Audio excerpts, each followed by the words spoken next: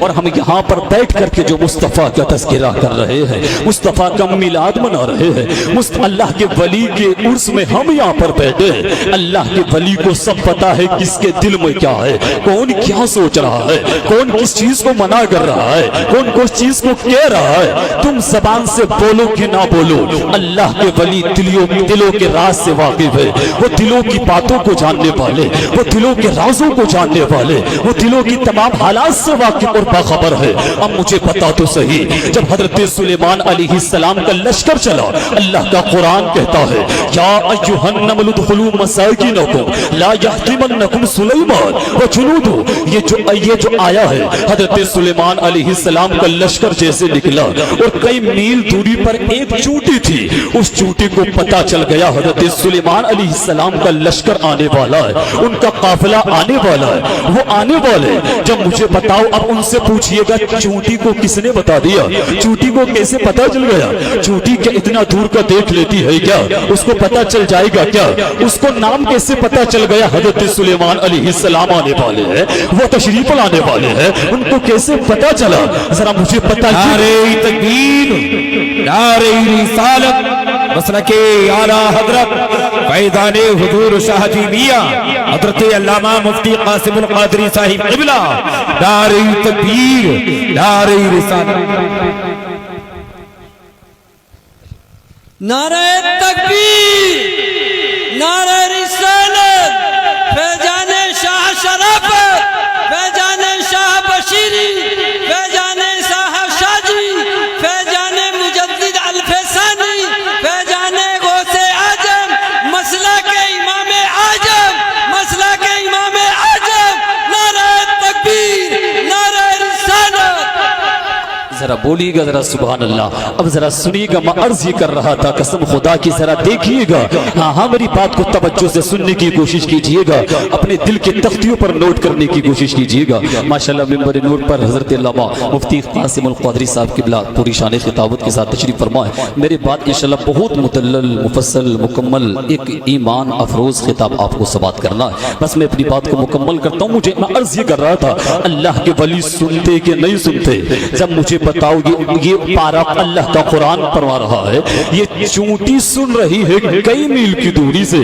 اب مجھے جواب دو، اس چونٹی کو کس نے بتایا؟ اس چونٹی کو علم کہاں سے آیا؟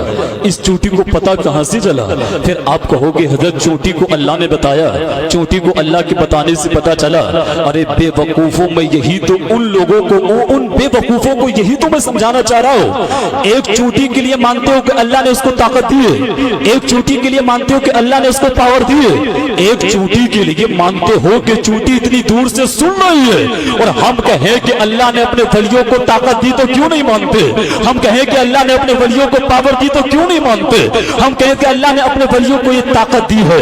ہم یہ کہتے ہیں کہ ان ولیوں کے پاس خود سے نہیں ہے، بلکہ جو اللہ کا علم ہے وہ خود سے ہے، اللہ کی شان خود سے ہے، اللہ کی طاقت خود سے ہے، اللہ کی پاور خود سے ہے، اللہ کی تمام چیزیں، اللہ کی ذات، اللہ کی صفات خود سے۔ اللہ عز و جل کو کسی نے عطا نہیں کیا، اور اللہ کے ولیوں کو یہ اللہ نے شان عطا کی ہے، پاور اللہ نے عطا کی، طاقت اللہ نے عطا کی۔ اس لیے جب کوئی ان کے بارگاہ میں جاتا ہے، سچے دل کے ساتھ ان کی بارگاہ میں جانے کے بعد، ہاتھوں کو اٹھانے کے بعد جب وہ دعا کرتا ہے، ان سے مانگتا ہے، تو اللہ عز و جل اپنے ولیوں کے صدقے سے، ان کے وسیلے سے اس کی دعا کو رد نہیں فرماتا۔ قسم خدا کی میرا ایمان کہتا ہے، میرا ایقان کہتا ہے، میرا وجدان کہتا ہے، جب اللہ عز و جل ایک جانور، ایک چونٹی کو کئی میل کی دوری سے سننے کی طاقت عطا کرنا جانتا ہے، تو اللہ عز و جل اپنے ولیوں کو، اپنے نبیوں کو کئی میل کی دوری سے ان کو بھی سننے کی طاقت اور دیکھنے کی طاقت اور مدد کرنے کی طاقت عطا کرنا چاہتا ہے۔ نعرہ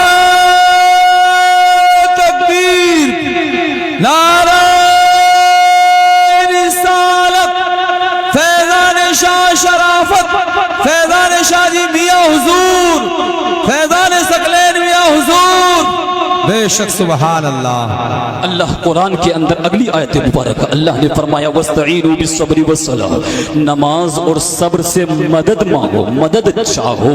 مجھے بتاؤ اللہ نے نماز اور صبر سے مدد مانگنے کا حکم دیا کہ نہیں دیا؟ تو کیا نماز اللہ ہے؟ کیا صبر اللہ ہے؟ نماز اللہ نہیں رہا، صبر اللہ نہیں رہا. اگر اللہ کے علاوہ سے مانگنا اگر شرک ہوتا تو اللہ نماز اور صبر سے مدد مانگنے کا حکم کیوں دیتا؟ یہ بھی تو غیر اللہ ہے نا. اس کا مطلب پتا یہ چلا کہ غیر اللہ سے خدا سمجھ کر کے مانگو گے تو شرک ہوگا، اور بندہ سمجھ کر کے مانگو گے تو شرک نہیں ہوگا. مذہب اہل سنت آپ کو اچھے سے سمجھنا ہوگا. مذہب اہل سنت یہ ہے جب آپ مزار پر جاؤ 4 ہاتھ دوری پر کھڑے ہو جاؤ، اور 4 ہاتھ دوری پر کھڑے ہونے کے بعد وہیں سے اللہ کے ولی کو سلام کر لو، وہیں سے آپ فاتحہ پڑھ لو، وہیں سے دعا مانگ لو اور پھر واپس آ جاؤ. یہ ادب کا تقاضا، یہ مذہب اہل سنت ہے. مذہب اہل سنت نہیں حکم دیتا کہ پیشانی کو ٹیکو. مذہب اہل سنت نہیں حکم دیتا کہ سجدہ کرو.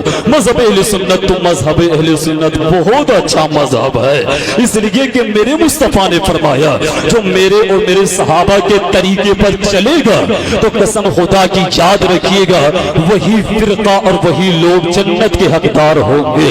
ہم نے کہا تھا یا رسول اللہ آپ کے طریقے کو کیا کہتے ہیں؟ تو مصطفیٰ کے طریقے کو سنت کہتے ہیں اور صحابہ کے گروہ کو جماعت کہتے ہیں، اور ان دونوں کو ملا کر کے اہل سنت و جماعت کہتے ہیں.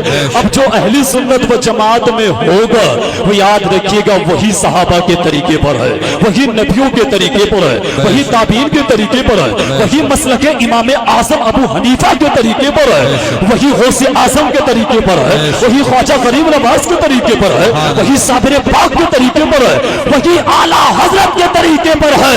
قسم خدا کی تمہیں ماننا پڑے گا کہ آج کے وقت میں اگر تمام چیزوں کو سلامت رکھنا ہے، اگر مصطفیٰ کے عقیدے پر، اگر مصطفیٰ کے علم غیب پر، اگر نبی کے زندہ ہونے پر، اگر اللہ کے لیے امکان کس محال بتانے پر اگر تمہیں کوئی اگر جواب دینا ہے تو پھر بریلی کا سہارا لینا پڑے گا، ورنہ تم علم غیب کو ثابت کرنے میں پھر تم پھنس جاؤ گے، مزاروں کو بنانے میں پھنس جاؤ گے. مزاروں کو بنانے کا نظام، علم غیب کا دلائل، یہ مصطفیٰ کی عظمت پر دلائل، عشق مصطفیٰ کے دلائل، یہ سب ہم کو کس نے عطا فرمائے؟ ہمارے دلوں کے اندر، ہمارے سینوں کے اندر مصطفیٰ کا عشق کس نے؟ تو مجھے کہہ لینے دیا جائے اگر ہندوستان کے اندر مذہب اسلام کو کوئی لے کر کے آیا اس کا نام خواجہ غریب نواز ہے، اور جس نے میرے ایمان اور عقیدے کو بچایا اس کا نام احمد رضا خان ہے. نعرہ تکبیر، نعرہ رسالت، مسلک اعلیٰ حضرت فیضان شاہ شرافت مفتی غلام نبی فریدی. ماشاءاللہ کیا انداز ہے مفتی صاحب، بے شک. اس لیے ہمیں قسم خدا کی اپنے عقیدوں کو اچھا کرنا ہوگا.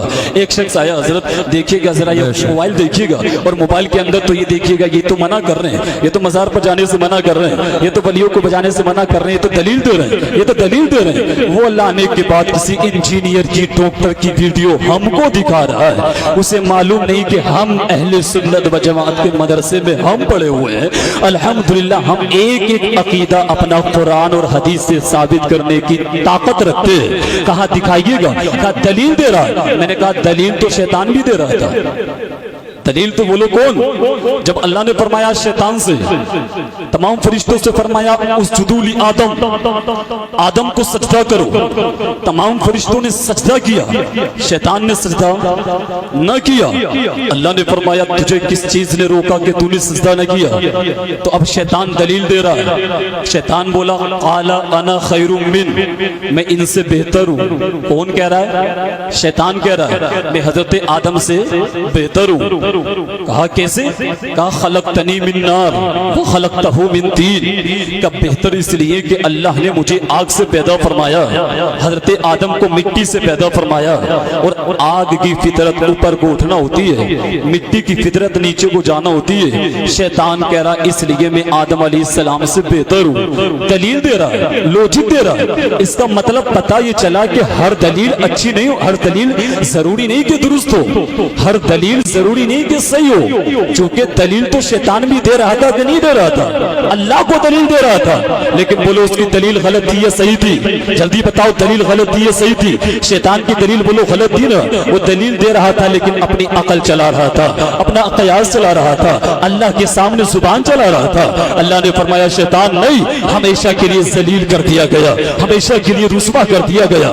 اس کا مطلب پتہ یہ چلا کہ کوئی تمہیں قرآن دکھائے، کوئی تمہیں مصطفیٰ کی شریعت دکھائے، اگر کوئی بخاری شریف دکھائے، اگر کوئی مسلم شریف دکھائے، اگر کوئی ترمذی دکھائے، اگر کوئی ابن ماجہ دکھائے، اگر کوئی نسائی دکھائے، کوئی موطا امام مالک دکھائے، کوئی موطا امام محمد دکھائے، تو اس کا مطلب یہ نہیں ہے کہ آپ اس کے بہکاوے میں آ جاؤ، آپ اس کی بغاوت میں آ جاؤ، آپ اس کی باتوں میں آ جاؤ، آپ اپنا پائچہ اونچا کر لو، آپ اپنے ہاتھ یہاں پر باندھنے لگو، نہیں، بلکہ یہ مت کر لینا کہ یہ تو دلیل دے رہا ہے، اس لیے کہ دلیل تو شیطان بھی دے رہا تھا، بلکہ یہ دیکھ کہ دلیل دینے والا کون ہے۔